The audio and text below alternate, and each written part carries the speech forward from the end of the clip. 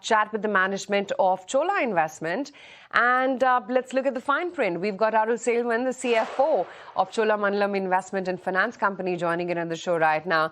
Mr. Selvan, great to have you today on ET. Thank you so much for your time. I was just going through your performance, and you've delivered this 22% disbursement growth despite changing your disbursement recognition methodology as well. Should investors now think of 20% plus growth as the new normal? See, we always keep saying that AUM is the most important criteria, and we stick to our stance that we will certainly deliver the 20 to 23% growth in AUM.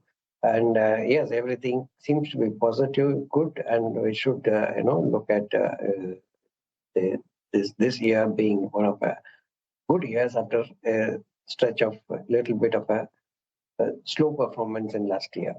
Though it by itself had been a good performance comparatively, but we see this year should be better. And Mr. Selvan, therefore, hi, this is Harsh here. Would you, just the strength of the AUM growth, if I were to look at that, 4% sequential in a quarter like this, do you therefore get tempted to probably up that 22% loan growth guidance for full year, just with the kind of start you've got? No, let's go slow. We promise and deliver what we want to do. Let's keep it there for some more time. Let's the monsoon thing settle. Monsoon has turned around and it's showing to be positive, with the deficit coming down drastically. Let it end July, and then the second quarter is crucial for us to establish the growth path. Then we can look at, revisiting, if at all, the numbers. But let's not start off much early, because it's rather good to promise less and deliver more rather than promise more and deliver less. Wanted to understand, Mr. Selvan, though, funding costs, they've helped your margins in this quarter. But if rates were to reverse, how much of this NIM improvement is really sustainable? And would there then be any risk to your FY27 1.5% credit cost guidance? Our internal judgment or assessment is that there will not be a rate hike in Q2. There could be a rate hike possibly in H2. Which we are confident that we will be able to sort of manage. So overall, like I was saying yesterday, our cost of funds to average assets would remain at similar levels for the full year. Last year it was a case where the first 2 quarters were high and then the next 2 quarters were low. This year it's going to be the reverse, where the first 2 quarters could be low and then the last 2 quarters could be high. And thankfully, the new products which we are building and which has got good growth legs will have better yield. So at a NIM level, we should still be, at the same level at best, and we can further improve as they grow into the largest share of the AUM. Sorry, what should lead to that margin increase? If you could just kind of give us that perspective. I'm saying the new products such as the gold loan, SBPL, etc. They have higher yield. These have higher yield margins. Exit NIMBY FY27. Yes, FY27. What would the exit NIMBY, sir? I would keep it at the same level as what we have been delivering. See, I always prefer to keep where we are and don't want to count the chickens before they hatch. Let it happen.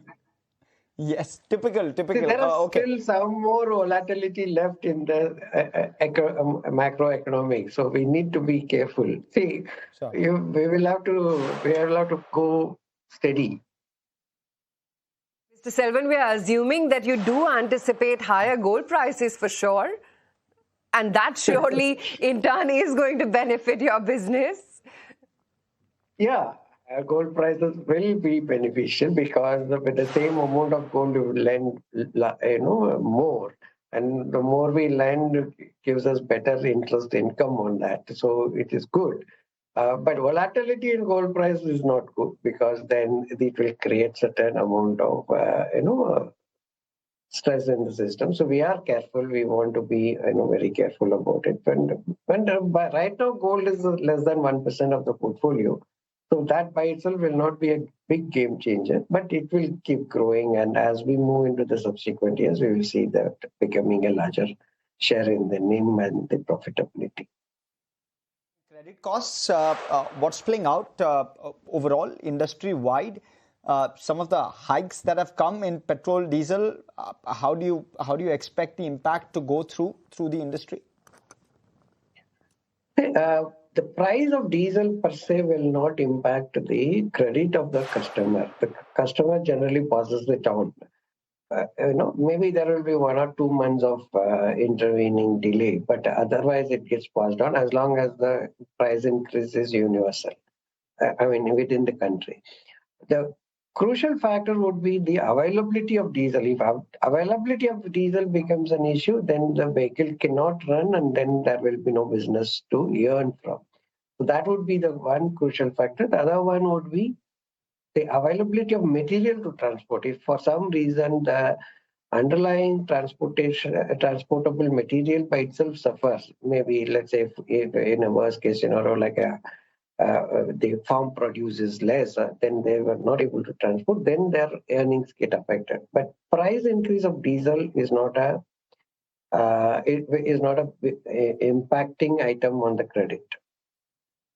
I want to also understand, Mr. Selvan, how is it that you see the used vehicle demand now panning out?